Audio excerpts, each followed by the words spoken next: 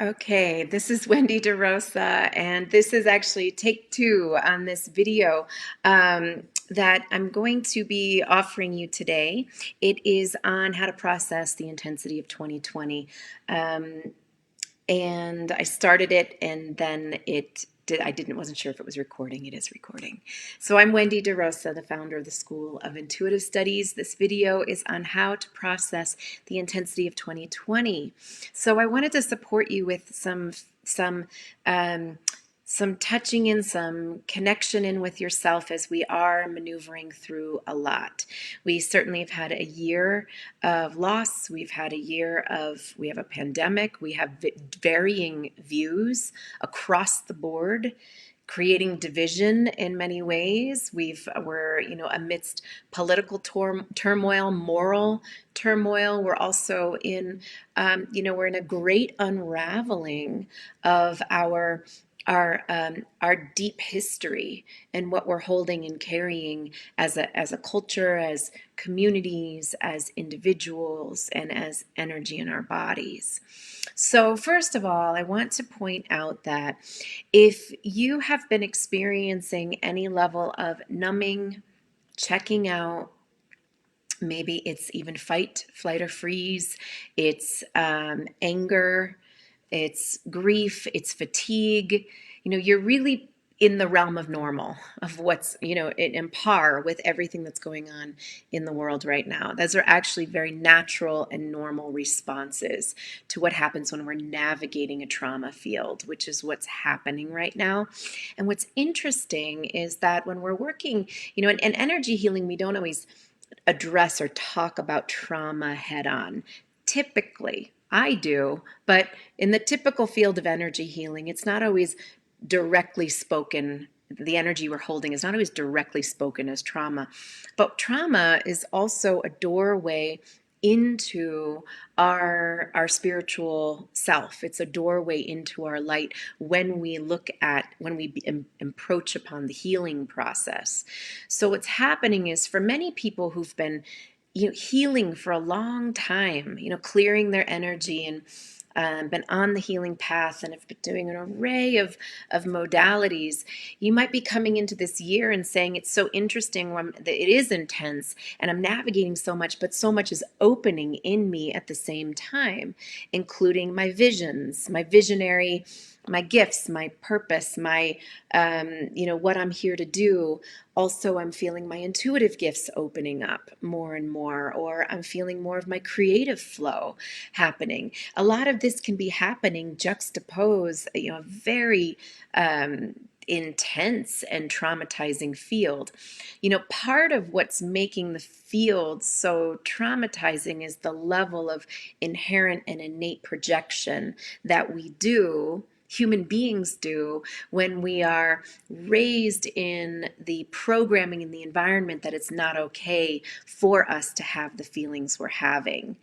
Feelings and emotions in general become very scary things for people, for human beings to process, when we're shamed for having them, when we're taught it's not okay to have them. And so when we have anger, or when we have been feeling deep fear, or when we've been angry and we're getting angry and we've been feeling levels of suppression, the emotions that touch in us and start to come to the surface, oftentimes they get projected. That's how we end up sort of finding our way through them, is oftentimes in this "I don't understand what's going on," or blame and shaming outside of us. And I'm making a generalization because not everybody does that, but there is an invitation here for us to feel the feelings that we're feeling in our body, because the natural state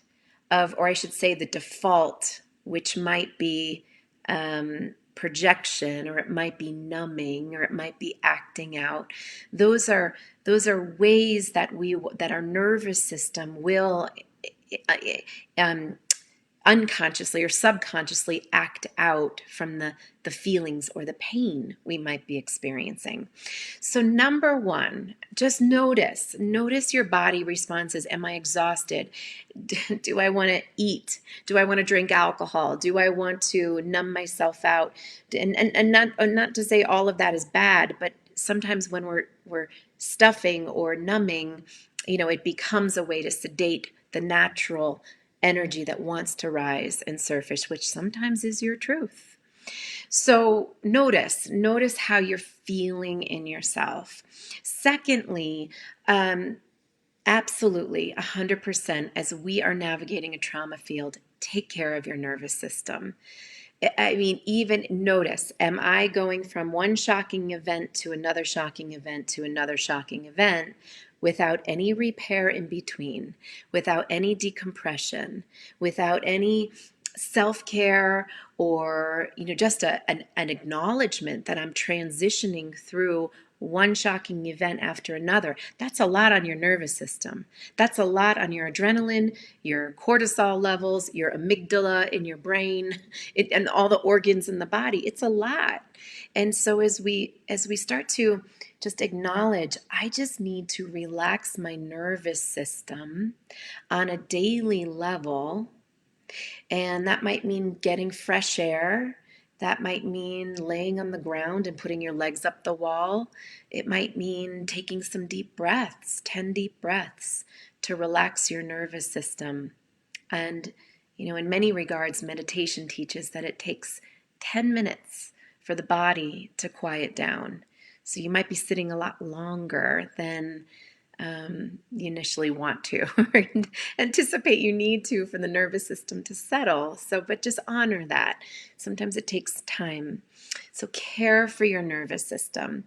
But the next step, so I have here I have 5 steps. So we're on our third step, which is to create daily rituals for it's for your self-care.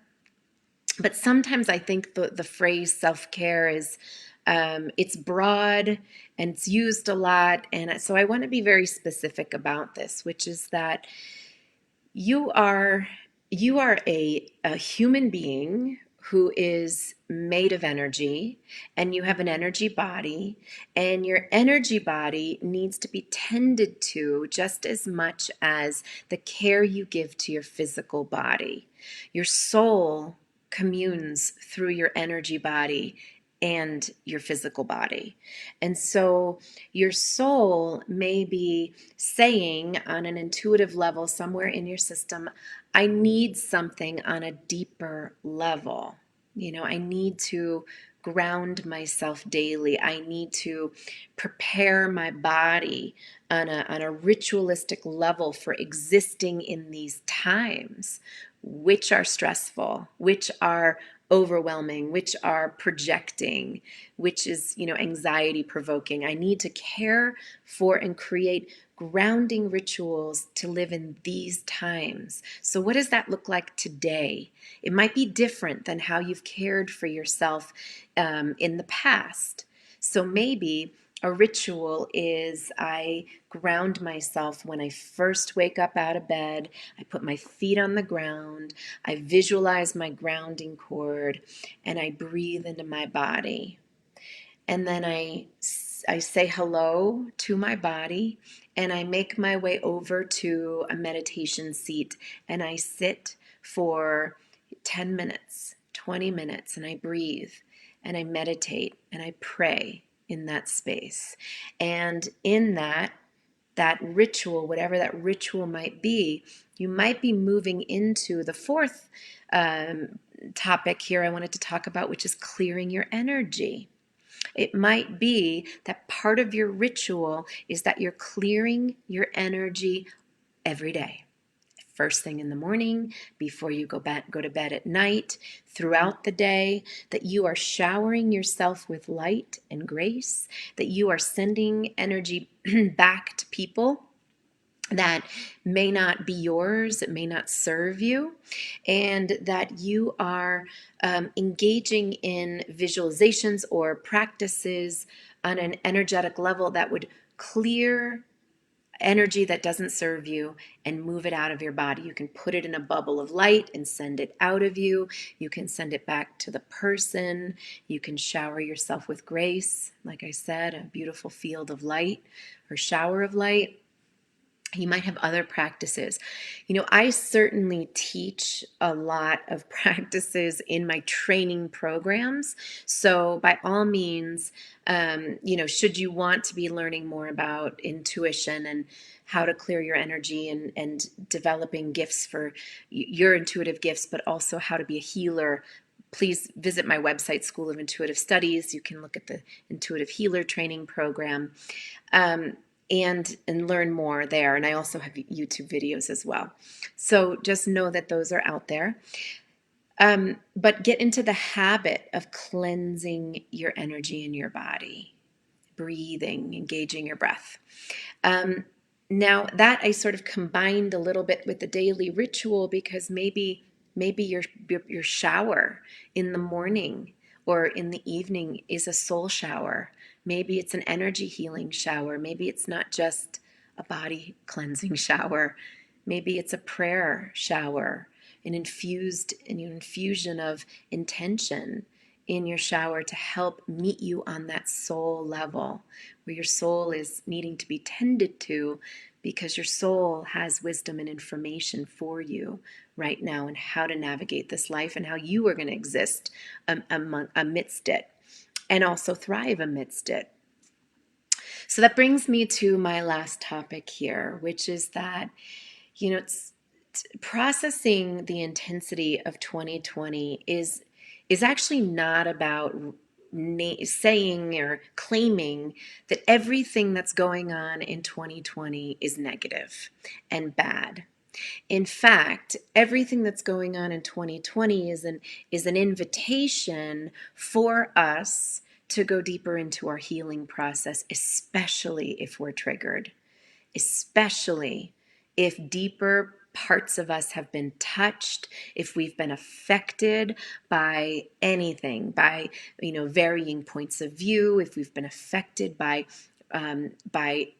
white privilege or racism, if we've been affected by politics, if we've been affected by loved ones, completely diverted or divided, in existence and how they're living, whether we have personal issues that are surfacing and we're being asked to transform from deep within us and it hurts, all of that is invitations for us to go deeper into our healing and to commit to it and to go deeper than we thought we were going even. We carry so much innate inherent energy in our system, energy we've brought into this life with. We carry it in our spiritual DNA. We carry it in the cells of our being without realizing it. And it becomes part of our subconscious operating system in the world. And we have the power to shift our mind, our thoughts, our heart field, our heart space. We have the power to shift the energy in our body. We just have to know that we can do that. And sometimes we have to know how to do that. That might take you into a little bit more of the arena of training and learning how to clear your energy and to do deep healing. Many of you who've been in my programs do know that I do offer quite a bit through the Shift Network. You can even look at my name in the Shift Network and see the programs I've offered, or go to the School of Intuitive Studies. You'll see some programs I've offered there. But I also want to let you know that I am here every month guiding you into deep healing work through my Divine Healing Inner Circle. And if you are someone who feels like I could use energy healing on a regular basis, and maybe cost is an issue, maybe you would love to be in community and not do it alone, maybe you would love to be with like-minded people who understand the power of healing, and what's going on for them is similar to what's going on for you. And I offer this healing. I've been doing it for a long time, more than almost 2 decades now. where I connect to spirit guides and angels and facilitate a powerful healing that is just for you. And it's for the group collective, but people walk out of that healing and say, I can't believe that wasn't just for me.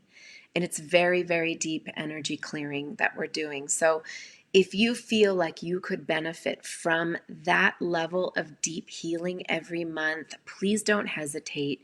I invite you to join me for the Divine Healing Inner Circle every month. It's the first Wednesday of the month, and you can always check my website if that day changes, but that is the day, and then we meet again mid-month for a discussion. So I'm with you live. I'm here to support you.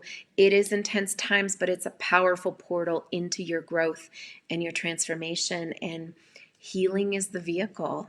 It truly is clearing, healing, expanding, arriving, and with that comes a shift in your mindset, your heart set, your being in the world. So many blessings. We actually have, this is kind of late, but we do have our discussion call tomorrow. It's Wednesday. If you can't make it tomorrow, please join us for the first of the month, the first of the next month, and I look forward to seeing you and supporting you in the Divine Healing Inner Circle if that should speak to you. Many blessings, lots of love, big hug, big heart hug. We're doing it. It's okay. We're going to get through it. We're doing it together. Many blessings.